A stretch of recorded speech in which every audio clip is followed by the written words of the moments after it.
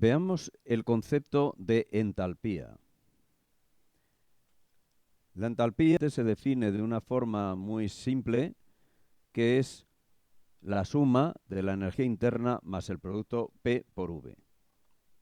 Esta definición, no obstante, puede parecer, y de hecho lo es, planteado de esta forma, un tanto caprichosa y poco justificada, porque de la misma manera podríamos haber dicho pues, que es el calor más el logaritmo neperiano de la temperatura elevado a la energía interna o cualquier invento que se nos hubiera ocurrido así a bote pronto. Entonces, lo que vamos a ir viendo a continuación es cómo vamos a ir delimitando el concepto de entalpía hasta entender perfectamente qué es la entalpía y por qué obedece a esta definición y no a otra. De momento, U es una energía.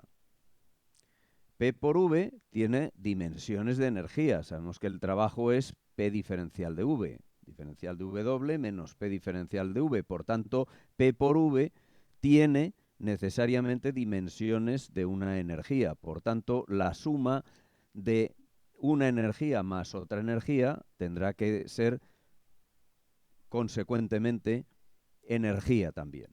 Así pues, ya sabemos una primera cosa. La entalpía es energía.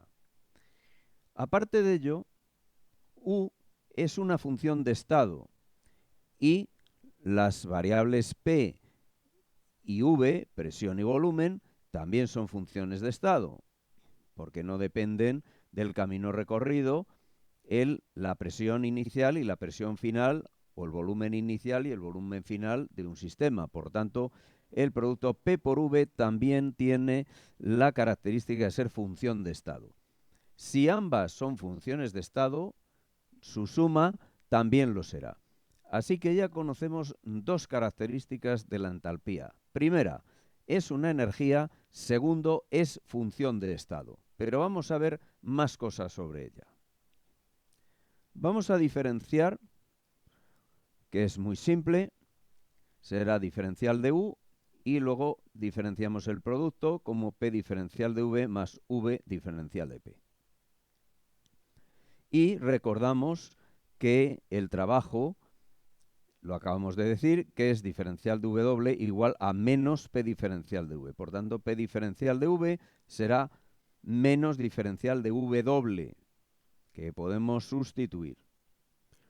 Y también el primer principio de la termodinámica nos dice que la diferencia de diferencial de U y diferencial de W es diferencial de Q. O sea, recordemos U igual a Q más W. Pasamos W al mismo miembro que U y nos queda el valor de Q. Por tanto, esto que tenemos aquí no es otra cosa que el calor. De forma que lo vamos a sustituir y nos queda una nueva expresión también para la entalpía. ¿Pero por qué hemos hecho esto? ¿Qué más nos da tener esto que lo de arriba? Pues porque vamos a empezar a establecer de aquí en adelante un paralelismo con la energía interna. Ahora sí lo tenemos bastante paralelo. Ambas son el calor más un producto que es o bien V diferencial de P o P diferencial de V. Vamos a colocarlo aquí arriba y vamos a ver algunas propiedades de este producto que está sumando a Q. ¿Qué tenemos que es P diferencial de V en la energía interna? Bien, esto está muy claro porque ya hemos visto que es el trabajo. El trabajo supone que hay un desplazamiento. Ese diferencial de V nos dice que hay un volumen que está variando, que antes era grande o antes era pequeño y ahora ha cambiado. Hay, en definitiva, movimiento. Y el movimiento siempre lo identificamos en mecánica como energía cinética. Bueno, pero vamos a ver V diferencial de P. Este es un poco más complicado de ver qué significado físico puede tener esto. De hecho, en los tratados de termodinámica no se habla de este término, pero en este curso se ha considerado que es importante porque forma parte también del paralelismo que vamos a establecer entre U y H y da un nuevo sentido, una nueva propiedad que nos permite entender lo que es la entalpía. Aquí no hay movimiento. V es estático. V no cambia. Cambia solamente la presión. Ahora bien, el producto de V por P hemos dicho que es energía. Entonces es curioso, porque V diferencial de P tiene dimensiones físicas de una energía. De hecho, se está sumando al calor, que también es energía. ¿Pero qué tipo de energía? Si aquí no hay movimiento. Bien, no hay movimiento, pero si va aumentando la presión, pongamos por caso que el diferencial de P sea positivo y que aumente cada vez más la presión, si bien no se realiza trabajo porque V no cambia, sí que estamos cada vez en unas condiciones de que el sistema es capaz cada vez de realizar más trabajo. De hecho, si la presión sube lo suficiente en un recipiente que no está preparado para ello, sabemos que puede estallar. Y en ese momento, naturalmente, claro que hay trabajo en la explosión. Y ahí ya tenemos una expansión violenta, etcétera, etcétera. Pero si la presión es baja, no se va a producir. Luego, al aumentar la presión, cada vez aumenta igualmente la posibilidad de realizar un trabajo.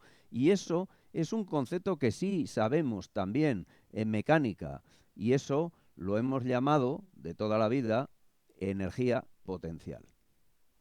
Así pues, este V diferencial de P, aunque insisto que en los tratados de termodinámica no se va a encontrar, sí contiene, de hecho, un concepto relacionado con la energía potencial de la mecánica clásica. Lo mismo que el P diferencial de V es una energía cinética porque hay movimiento.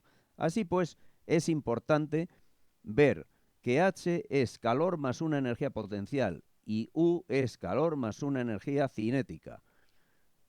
Cada vez el paralelismo va a ser más grande hasta que finalmente vamos a descubrir qué sentido físico tiene realmente la entalpía.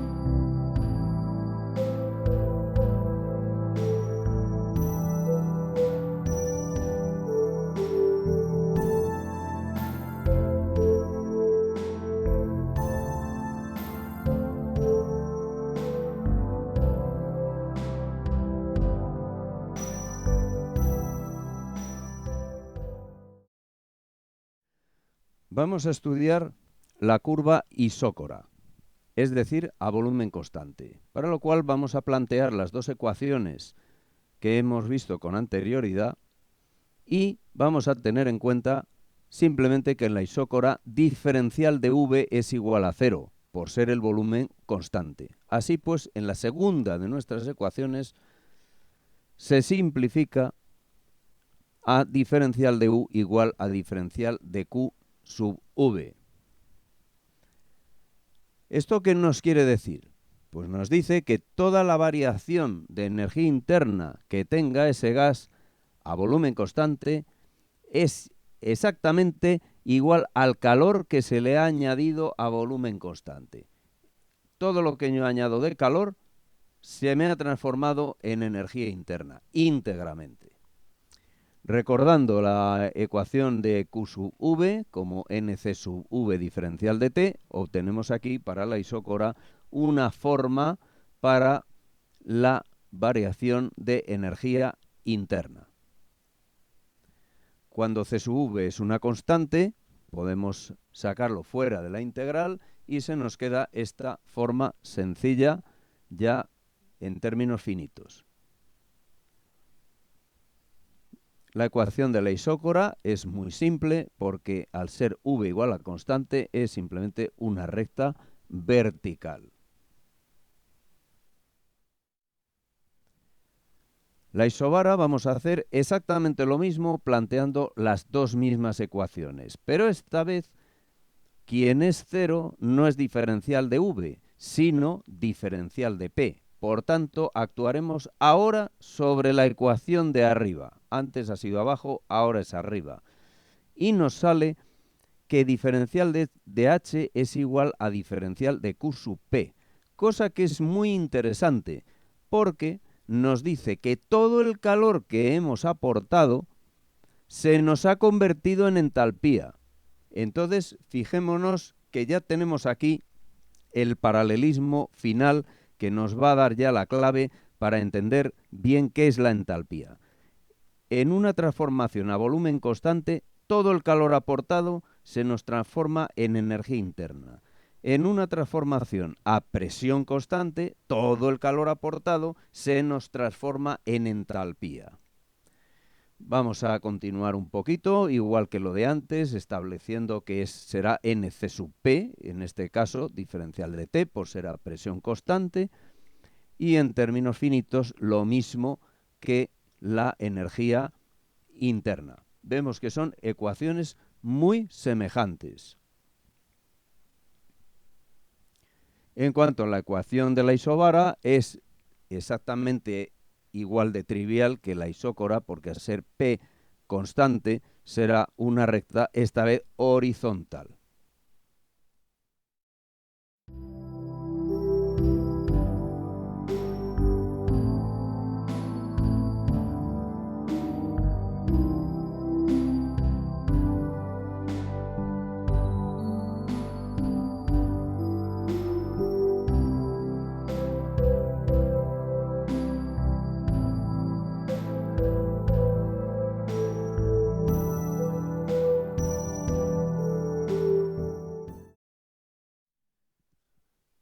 Acabamos de ver en las animaciones que cuando tenemos un proceso a volumen constante, todo el calor aportado al sistema se transforma en energía interna. Y luego hemos visto otra en la cual pasa lo mismo, pero a presión constante.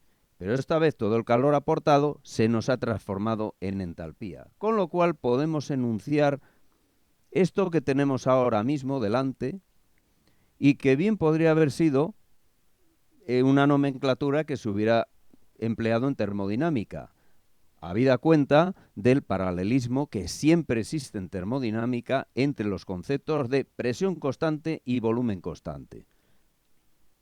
Con esto nos encontramos con que la energía interna y la entalpía realmente son una misma cosa, pero una es vista a volumen constante, que es la energía interna, y otra a presión constante, que es la entalpía.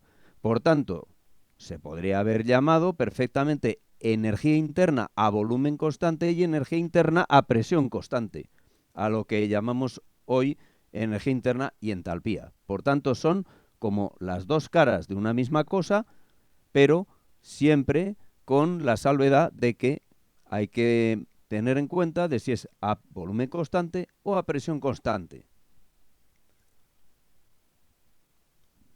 En la curva isoterma vamos a plantear la ecuación de la entalpía, no las anteriores porque no nos van a ser útiles, pero esta sí, porque sabemos que en la isoterma no hay variación de energía interna y por tanto diferencial de U es igual a 0.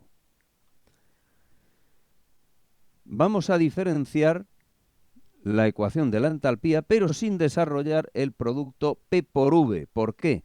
Porque lo vamos a tratar a partir de la ecuación de los gases ideales, teniendo en cuenta que diferencial de T es 0 en este caso. Por tanto, P por V igual a nRT, si nosotros diferenciamos, obtenemos que la diferencial de P por V es nR diferencial de T, que es 0, como sabemos, por ser una isoterma.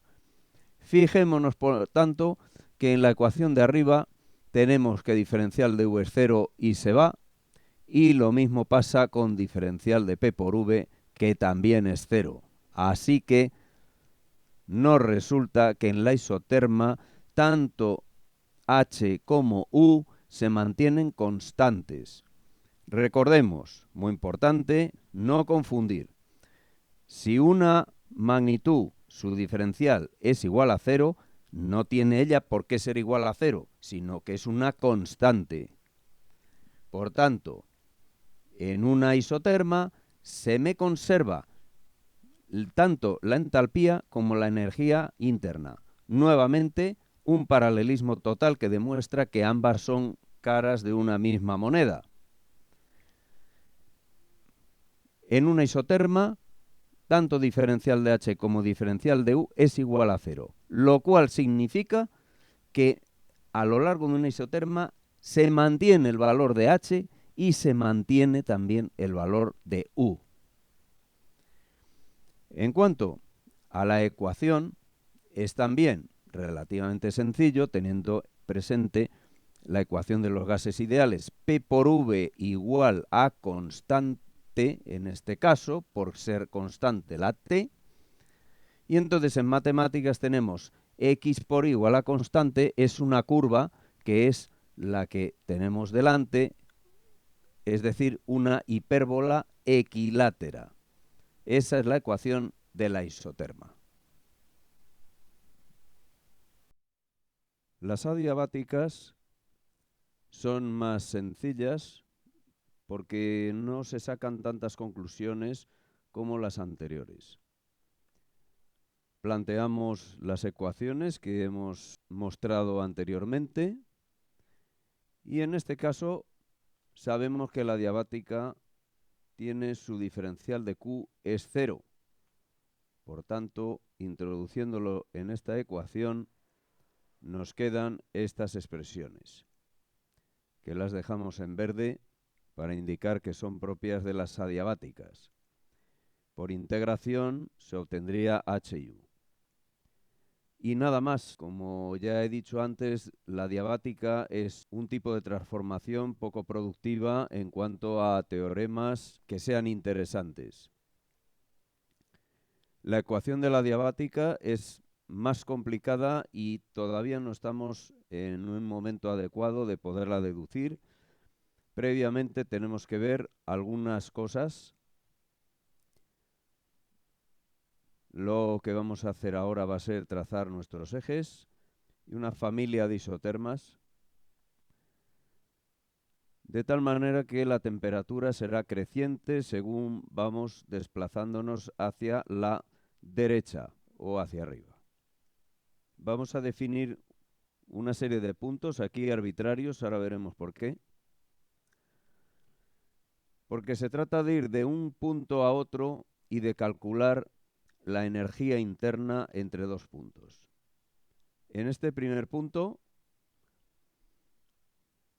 que sería el punto de partida, vemos la energía interna representada por ese rectángulo de color rojo, y vamos ahora a ir hacia un segundo punto, que es el extremo, ese punto de ahí, y nos vamos a ir moviendo, saltando de un punto a otro, pero con una salvedad muy importante, algo que nos tenemos que fijar, que es que cuando nos movamos por una isoterma, hemos dicho que la U no cambia, así que veremos el rectángulo que no se mueve.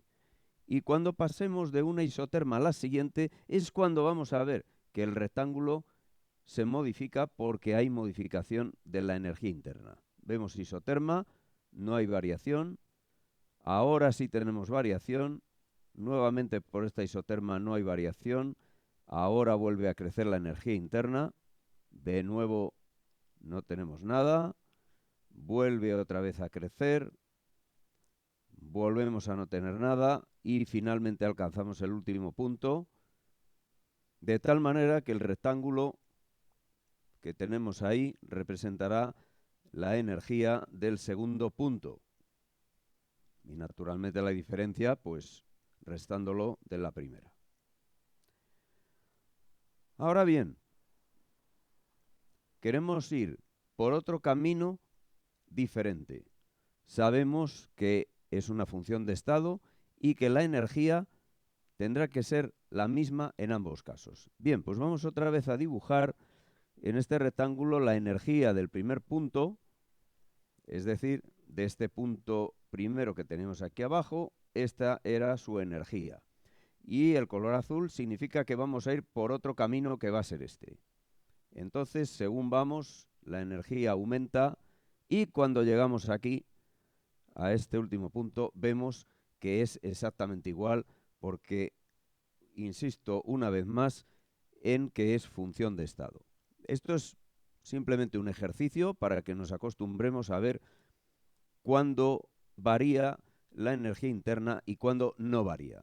Que su no variación está ligada a que nos movamos sobre una isoterma, como ya hemos dicho.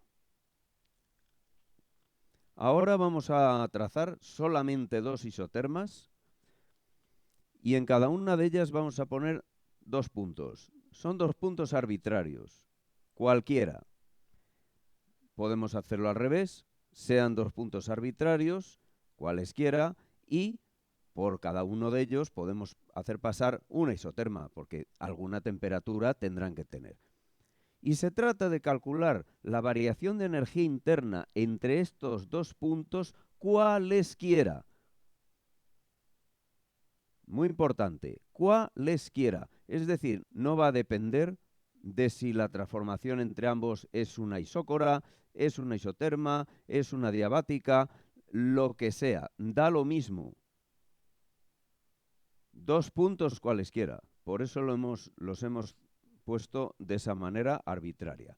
Y como es función de estado, nosotros podemos ir por el camino que queramos. Entonces, del primer punto vamos a partir con una isoterma que no tendrá variación de energía interna y a continuación trazamos una isócora hasta alcanzar el último punto.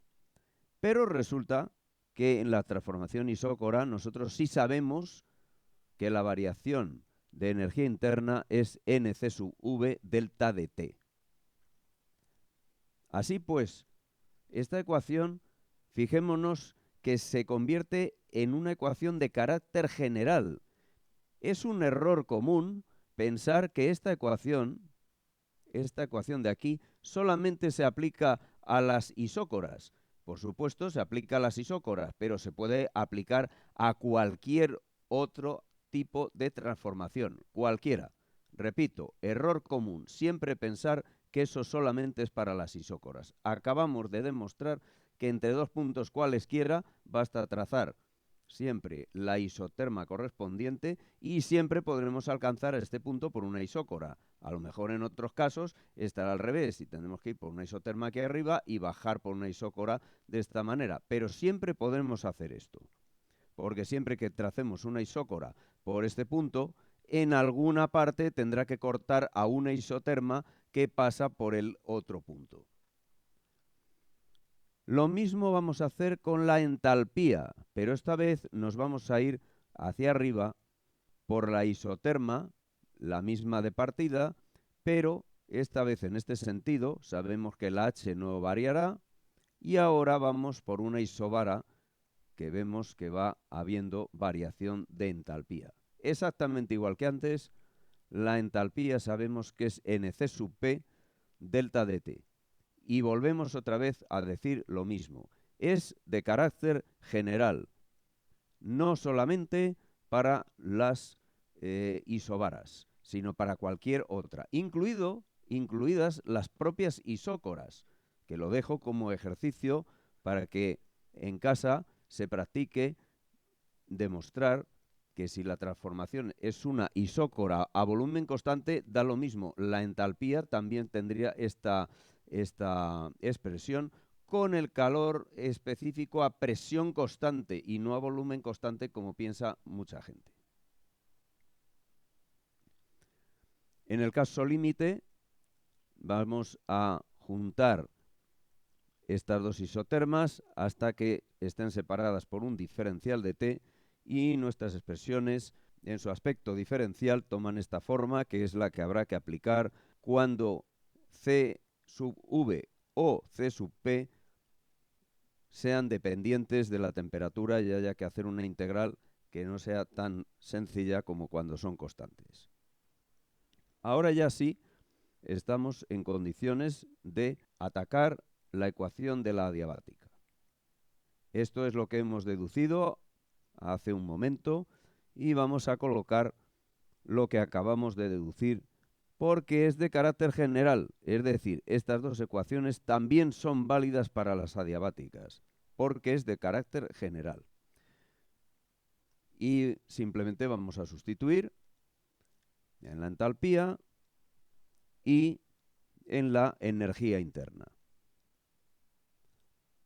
Y ahora simplemente vamos a hacer una serie de operaciones aritméticas que no tienen mucha trascendencia, pero vamos a irlas siguiendo poco a poco. Vamos a dividir miembro a miembro estas dos ecuaciones. Inmediatamente vemos que es muy fácil simplificar en el primer miembro n y diferencial de t, de tal manera que nos queda c sub p partido por c sub v, que es una cantidad que normalmente en termodinámica se conoce como gamma. Bien, esta ecuación para integrar es sencilla porque vemos que podemos separar las variables p y v, pasando a un miembro u otro. De tal manera que esto ordenadito lo tenemos como diferencial de v partido por v, gamma igual menos diferencial de p partido por p. Integrales inmediatas, que son logaritmos neperianos. Así que aquí tenemos entre dos puntos que estemos considerando 1 y 2, esta sería la expresión. Lo primero que vamos a hacer es ese signo menos, quitarlo, para lo cual damos la vuelta al cociente dentro del logaritmo y para poder quitar ahora el logaritmo, el gamma, tenemos que también meterlo dentro. Entonces ya sabemos que tiene que pasar dentro como exponente. Y ahora ya sí, quitamos el logaritmo y nos queda la ecuación de la adiabática de esta manera, que también se suele expresar pues poniendo PV en un lado y PV en otro. Es decir, P sub 2, V sub 2 elevado a gamma igual a P sub 1, V sub 1 elevado a gamma. Es decir, que se nos está diciendo que el producto de P por V elevado a gamma es una constante. Y esta es la curva que define la adiabática. P por V igual constante, que era la isoterma, era una hipérbola. Bien, esto también es una hipérbola, pero es de grado superior. Entonces tiene un aspecto parecido a la isoterma, pero tiene una pendiente más brusca, que la vamos a ver ahora comparada con las correspondientes isotermas.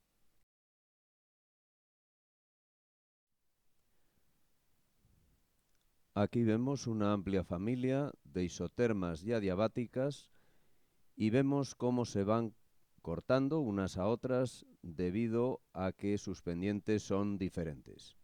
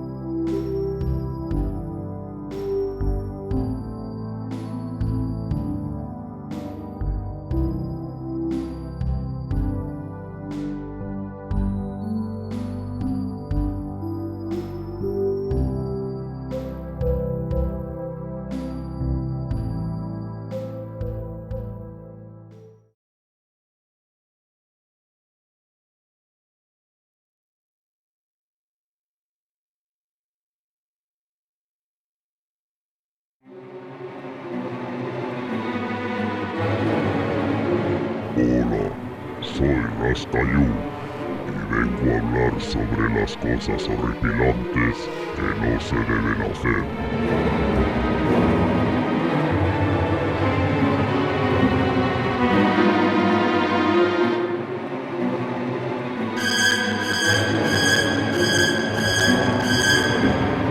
El hecho de imponer un delta está implicando que sería Q2 menos Q1, es decir, que Q lo estaríamos tomando como una función de estado, y eso es incorrecto. Por tanto, no podemos poner nunca incrementos. Le hacemos, por tanto, un va de retro y no lo usamos nunca.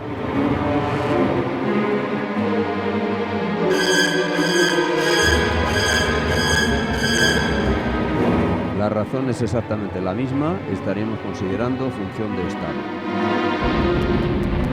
Por tanto, va de retro nuevamente.